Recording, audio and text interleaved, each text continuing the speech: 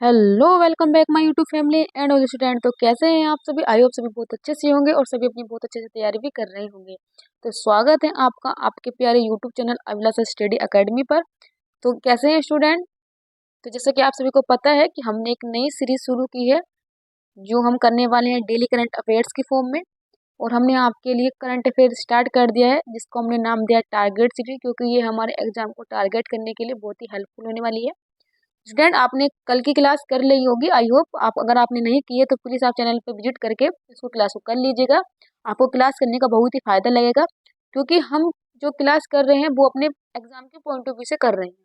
जितने भी एग्जाम हमारे लगे हुए हैं, जैसे कि आर ओ का एग्जाम लगा हुआ है, सीटेट 2023-24 का एग्जाम लगा हुआ है, उसके बाद यूपी पुलिस का एग्जाम लग गया है, एसएससी जीडी का भी एग्जाम लग गया है। तो स्टूडेंट, उन सभी को देखते हुए, उनके सभी बेस पेपर को देखते हुए, प्रीवियस ईयर को देखते हुए हमने ये सब करंट अफेयर के क्वेश्चन इस सीरीज में शुरू कर दिए हैं। तो चलिए स्टूडेंट, अपना टाइम वेस्ट ना करते आज का सेशन स्टार्ट करते हैं।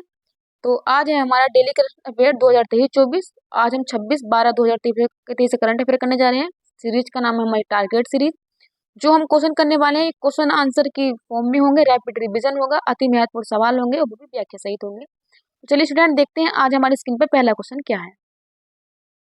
स्टूडेंट, पहला क्वेश्चन हमने लिया है अवार्ड से, क्योंकि आपको पता होगा एग्जाम, कोई सा भी एग्जाम में एक न एक अवार्ड जरूर पूछ लेता है। तो क्वेश्चन है, रविंद्रनाथ टैगोर साहित्य पुरस्कार किसे दिया गया है? ऑप्शन हो जाएगा डॉक्टर सुकृता पौल को, संजीव सिंह को, पॉल लिंच को, अब्दुल्ला मायर को। तो स्टूडेंट, हमारे क्वेश्चन का जो राइट आंसर हो जाएगा वो हो जाएगा डॉक्टर सुकृता पौल को रविंद्रनाथ टैगोर साहित्य पुरस्कार दिया गया है। ये हमारे क्वेश्चन का राइट आंसर हो जाएगा। चलिए स्टूडेंट, कुछ और देख लेते हैं। ऑप्शन आप देख रहे होंगे संजीव सिंह को, इनको हिंदी साहित्य का पुरस्कार दिया गया है। हिंदी साहित्य का पुरस्कार दिया गया है। और स्टूडेंट, अगर आपको पता होगा जो हिंदी साहित्य का पुरस्कार होता है ये 22+2 भाषाओं में दिया जाता है। यानी कि 22 भाषा तो वे होती है जो हमारे कॉन्स्टिट्यूशन में वर्णित है। 2 भाषा हो जाती है, एक तो इंग्लिश और एक हो जाती है राजस्थानी। तो ये इन 2 भाषा में भी दिया जाता है। तो अगर आपसे कोई पूछ ले कि हिंदी साहित्य अवार्ड जो दिया जाता है वो कितनी भाषाओं में दिया जाता है, तो आप आंसर लगाएंगे 24 भाषा में दिया जाता है। 22 भाषा जो कॉन्स्टिट्यूशन में है और 2 हो जाएंगे इंग्लिश और राजस्थानी में। ठीक है, अगर आपसे पूछा जाए कि धनराशि कितनी मिलती है, तो उसमें धनराशि मिलती है 1 लाख रुपए की धनराशि दी जाती है। तो ये हिंदी का किसको मिला है? हिंदी का मिला है संजीव सिंह को। और इनकी जो रचना थी वो था मुझे पहचानो। तो आप इनकी रचना भी याद रखेंगे, मुझे पहचानो इनकी रचना का नाम था। तो स्टूडेंट, इस क्वेश्चन का राइट आंसर हो जाएगा। आगे आप देख लेंगे पॉल लिंच। पॉल लिंच को मिला है बुकर पुरस्कार। पॉल लिंच को जो मिला है वो बुकर पुरस्कार दिया गया है। अगर आपसे पूछे ये कहाँ के रहने वाले हैं, तो ये निकारागुआ के रहने वाले हैं। कहाँ के रहने वाले हैं? निकारागुआ के रहने वाले हैं। आप देख रहे होंगे अब्दुल्ला मायर को। अब्दुल्ला मायर को शरणार्थी पुरस्कार दिया गया है। शरणार्थी पुरस्कार दिया गया है, तो आप ये भी याद रखिए। तो चारों ऑप्शन हमारे लिए बहुत ही इंपॉर्टेंट थे और क्वेश्चन का आंसर भी आपको मिल गया होगा, डिटेल भी आपको पसंद आई होगी। चलिए बढ़ते हैं अपने नेक्स्ट क्वेश्चन पर। देखते हैं नेक्स्ट क्वेश्चन हमारी स्क्रीन पर क्या है। स्टूडेंट, नेक्स्ट क्वेश्चन है कि हाल ही में किस देश ने ओपेक की सदस्यता को त्याग दिया है? स्टूडेंट, आपको पता होगा जो ओपेक है, कि ओपेक का संबंध में पेट्रोलियम उत्पादन से जितने भी कंट्री में उत्पादन होता है वो सभी ओपेक के सदस्य होते हैं। यानी कि उन्होंने ओपेक संगठन बना रखा है। अगर आपसे पूछ ले कि इसका संबंध किससे है, तो उसका कच्चा तेल उत्पादन से होता है। इसकी स्थापना 1960 में हुई थी। और आपसे पूछ ले कि ओपेक का हेड क्वार्टर कहाँ है, तो इसका हेड क्वार्टर वियना में है। और वियना किसकी कंट्री राजधानी है? ये हो जाएगी ऑस्ट्रिया की ये राजधानी है। तो स्टूडेंट, आप ये भी याद रखेंगे। तो स्टूडेंट, हाल ही में इसकी सदस्यता को किसने त्यागा है? चलिए ऑप्शन देख लेते हैं। अंगोला ने त्यागा है, कतर ने त्यागा है, इंडोनेशिया ने त्यागा है या वियतनाम ने त्यागा है? तो स्टूडेंट, हमारे क्वेश्चन का राइट आंसर हो जाएगा अंगोला ने ओपेक की सदस्यता को त्याग दिया है। ये हमारे क्वेश्चन का राइट आंसर हो जाएगा। स्टूडेंट, कतर भी इसकी सदस्यता को त्याग चुका है और इंडोनेशिया भी इसकी सदस्यता को त्याग चुका है। लेकिन हाल ही में किसने त्यागा है? वो अंगोला हो जाएगा। लेकिन अगर ये पूछ ले कि और किस किसने त्यागा है, तो आप कतर और इंडोनेशिया भी याद रखिए। अगर आपसे पूछ ले कतर की राजधानी क्या है, तो कतर की राजधानी हो जाएगी दोहा। सॉरी स्टूडेंट, इंडोनेशिया ने नहीं त्यागा है, ये मिसप्रिंट हो गया। कतर त्याग चुका है, अंगोला ने हाल ही में त्यागा है, लेकिन इंडोनेशिया ने नहीं त्यागा है।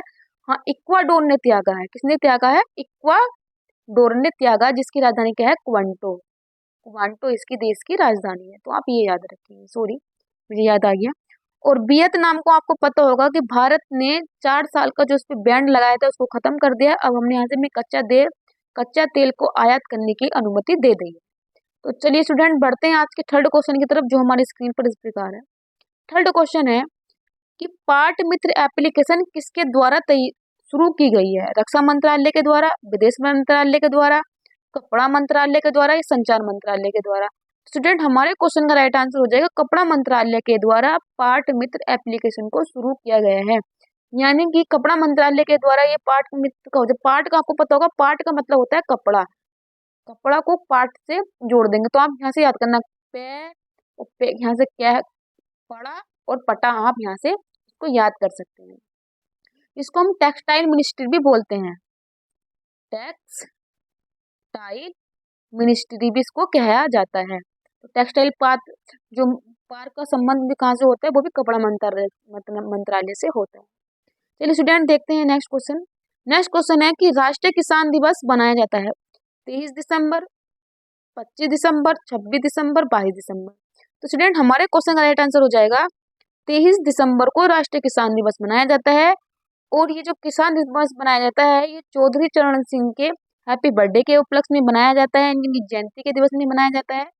और आपको पता होगा, चौधरी चरण सिंह को किसान नेता के नाम से जाना जाता है। अगर आपसे पूछ ले कि जो इनकी समाधि स्थल है उसको किस नाम से जाना जाता है, तो उसको हम किसान घाट के नाम से जाना जाता है। स्टूडेंट, आप देखेंगे 25 दिसंबर को हम सुशासन दिवस बनाते हैं। क्या बनाते हैं? सुशासन दिवस बनाते हैं। ये हम जो बनाते हैं अटल बिहारी वाजपेयी जी के हैप्पी बर्थडे में बनाते हैं। 26 दिसंबर को आपको पता होगा कि हमने यहाँ पर जो बनाया है, वीर बाल दिवस बनाते हैं, क्योंकि आपको पता होगा जोरावर सिंह और जो फतेह सिंह थे, उनको इस्लाम ना कबूलने के कारण मुगलों के द्वारा उनको दीवार में चिनवा दिया गया था। और 22 दिसंबर को दिन हम गणित दिवस बनाते हैं, वो बनाते हैं हम रामानुज के हैप्पी बर्थडे में। तो ये चारों की चारों डेट हमारे लिए बहुत ही इंपॉर्टेंट थी और मैंने आपको बता दिया है, आप इसको समझ गए होंगे और आप बहुत अच्छे से अपनी कॉपी में नोट डाउन भी कर लिया होगा। स्टूडेंट, अगर आपको जानकारी और कंटेंट पसंद आ रहा है तो स्टूडेंट प्लीज चैनल को लाइक शेयर सब्सक्राइब जरूर कर लीजिएगा। अगला सवाल देखते हैं कि ग्रेट अरब माइंड्स पुरस्कार किस देश का नोबेल पुरस्कार कहा जाता है? अरब का, ईरान का, यमन का, सूडान का? तो स्टूडेंट, हमारे क्वेश्चन का राइट आंसर हो जाएगा अरब का। यानी कि ग्रेट अरब माइंड्स पुरस्कार अरब देश का नोबेल पुरस्कार कहा जाता है। और हाल ही में यह पुरस्कार जो साहित्य में दिया गया है, वो दिया गया है बासिनी लॉर्ड रेजा को यह पुरस्कार दिया गया है। और ये कहाँ की रहने वाली हैं? ये अल्जीरिया की रहने वाली हैं। आप ये भी याद रखेंगे स्टूडेंट। ठीक है स्टूडेंट, चलिए तो आप ये भी ध्यान कर लेंगे। और ये बहुत ही इम्पोर्टेंट पुरस्कार है और ये पहली बार दिया गया है और ये बहुत ही हमारे लिए एग्जाम के पॉइंट ऑफ व्यू से बहुत ही इम्पोर्टेंट है। हाल ही में खेल मंत्रालय ने किस मंत्रालय को विघटित कर दिया है? यानी कि खेल मंत्रालय के द्वारा कौन सा मंत्रालय था जिसका विघटन कर दिया गया है? साइकिल महासंघ को, शतरंज महासंघ को, कुश्ती महासंघ को, रेसलिंग महासंघ को? तो स्टूडेंट, हमारे क्वेश्चन का राइट आंसर हो जाएगा कुश्ती महासंघ को खेल मंत्रालय ने इसको रद्द कर दिया है। अब ये दोबारा से मिस्ट्री बनाई जाएगी, क्योंकि आपको पता होगा जो हमारे यहाँ कुश्ती के पहलवान थे, उन्होंने जैसे बजरंग पूनिया हो गए और साक्षी मलिक होगी, तो साक्षी मलिक ने संन्यास की घोषणा कर दी थी कि वो नहीं खेलेंगी। काफी मतलब इस पे विवाद हुआ था, तो इसलिए सरकार के द्वारा और खेल मंत्रालय के द्वारा कुश्ती महासंघ को निरस्त कर दिया गया है। आगे चलिए स्टूडेंट, अगला हमारा 7वां क्वेश्चन हमारे स्क्रीन पर इस प्रकार है।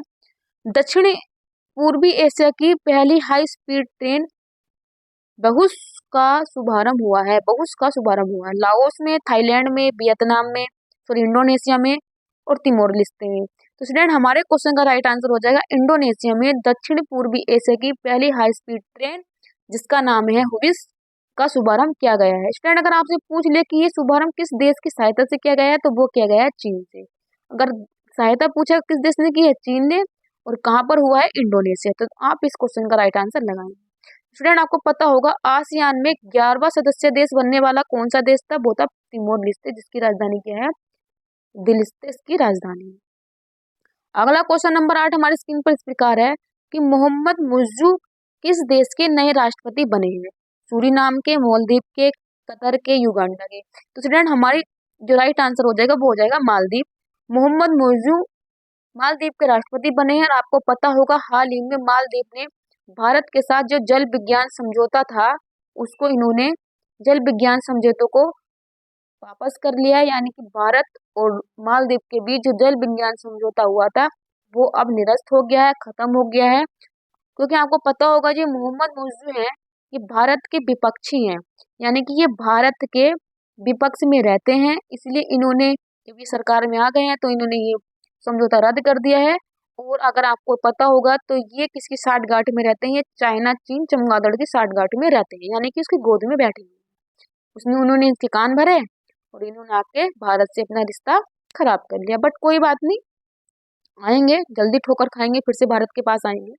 अगला सवाल देखते हैं स्टूडेंट कि भारत किस देश के साथ टाइगर ट्रम्प युद्धाभ्यास करता है? रूस के साथ, फ्रांस के साथ, इंग्लैंड के साथ, अमेरिका के साथ। तो स्टूडेंट हमारे क्वेश्चन का राइट आंसर हो जाएगा अमेरिका के साथ भारत टाइगर ट्रम्प युद्धाभ्यास करता है। स्टूडेंट अगर आपको इसको लिंक करके याद करना है, टाइगर का मतलब हो जाएगा भारत क्या है? टाइगर है। और आपको पता होगा जो डोनाल्ड ट्रम्प थे वो अमेरिका के राष्ट्रपति बने थे, तो कहाँ के थे? अमेरिका के राष्ट्रपति। तो आप इसको वहां से लिंक करके कर सकते हैं, तो इसलिए ये आपके लिए कोई हार्ड नहीं होगा। अगर आप उसको लॉजिकल अपने माइंड से डेली लाइफ के रूटीन से इसको कर याद करेंगे तो आप इस हर चीज को याद कर सकते हैं, तो ये आपके लिए बहुत ही आसानी हो जाएगी। स्टूडेंट ये क्वेश्चन हमने लिया है स्टैटिक से, जी है बहुत ही इंपॉर्टेंट क्वेश्चन है कि देश की पहली फोटोग्राफी संग्रहालय का शुभारंभ कहाँ पर किया गया है? ऑप्शन हो जाएगा मैसूर, हैदराबाद, जबलपुर, नासिक। तो स्टूडेंट हमारे क्वेश्चन का राइट आंसर हो जाएगा मैसूर में देश की पहली फोटोग्राफी संग्रहालय का शुभारंभ किया गया है। ये हमारे क्वेश्चन का राइट आंसर हो जाएगा। स्टूडेंट आप देख रहे होंगे हैदराबाद में क्या है? चार मीनार है। चार मीनार को किसने बनाया था? आसफुद्दौला ने इसको बनाया था। आपको पता होगा हैदराबाद मूसी नदी के किनारे बसा हुआ है। आपको पता होगा यहाँ पे मोटे अनाज का उत्कृष्टता केंद्र भी स्थापित किया गया है, आप ये भी इसको याद रखेंगे। जबलपुर आपको पता होगा जबलपुर गोदावरी नदी के किनारे पर है, ये भी आपको पता होगा। जबलपुर कहाँ पड़ता है? जबलपुर मध्य प्रदेश में पड़ता है। और स्टूडेंट अगर आप देखेंगे नासिक, नासिक में आपको पता होगा नासिक में कुंभ मेले का आयोजन किया जाता है। और नासिक कौन सी नदी पे? ये क्षिप्रा नदी पे बसा हुआ है। नासिक कहाँ है? नासिक महाराष्ट्र में है। और आपको पता होगा कि नासिक की जो महाबलेश्वर पहाड़ी है या त्र्यंबकेश्वर पहाड़ी होती, सॉरी त्र्यंबकेश्वर जो पहाड़ी होती है महाराष्ट्र में, वहां से ही गोदावरी का क्या होता है? गोदावरी का उद्गम होता है। अगर आपसे पूछे कि गोदावरी नदी की लंबाई कितनी है तो आप बताएंगे 1460 किलोमीटर गोदावरी नदी की लंबाई है। और ये दक्षिण भारत की सबसे बड़ी नदी है। अगर आपसे पूछा जाए कि बूढ़ी गंगा किसको बोलते हैं, तो बूढ़ी गंगा भी किसको बोलते हैं? बूढ़ी गंगा भी गोदावरी को बोला जाता है। स्टूडेंट ये आप याद रखेंगे और ये जानकारी आपके लिए बहुत ही इंपॉर्टेंट होगी। तो कैसे लगी आपको आज की क्लास, कैसा लगा आज का आपको कंटेंट? स्टूडेंट अगर आपके पास टाइम की कमी है या आप क्लास को टाइम नहीं दे पा रहे हैं तो प्लीज़ आप क्लास को जरूर कीजिएगा, बहुत ही आपके लिए इंपॉर्टेंट है, आपके एग्जाम के पॉइंट ऑफ व्यू से बनाई जाए ये क्लास है। और स्टूडेंट आपसे ये भी है कि अगर आपको क्लास अच्छी लगी और आपने क्लास लास्ट तक देखी है तो thank you so much. All student subscribe my YouTube channel and support my YouTube channel Abhilasha study academy @study/.108। Student हम कम्युनिटी पर दो क्वेश्चन डालते हैं, एक तो इमेज पोल डालते हैं और क्विज पोल डालते हैं, तो प्लीज आप वहां पर भी अपनी प्रेजेंस जरूर दीजिएगा क्योंकि आपको दो क्वेश्चन आपको वहाँ पे भी देखने के लिए मिलेंगे। स्टूडेंट और चैनल को विजिट करते रहिएगा, साथ में सबको बताइएगा कि एक छोटा सा चैनल है और आपकी तैयारी के लिए बनाया गया है और ये स्टूडेंट के लिए ही बनाया गया है, स्टूडेंट के पर्पज से इसको बनाया गया है। तो प्लीज स्टूडेंट चैनल पे बने रहिएगा, अपना प्यार अपना साथ भी बनाए रखिएगा। तो चलिए मिलते हैं आपसे कल के नए सेशन में। कल भी ऐसी शानदार मजेदार क्वेश्चन आपके एग्जाम के लिए लेके आएंगे और बड़े से आपके सामने रिप्रेजेंट करेंगे। तो चलिए तब तक के लिए थैंक यू सो मच, धन्यवाद।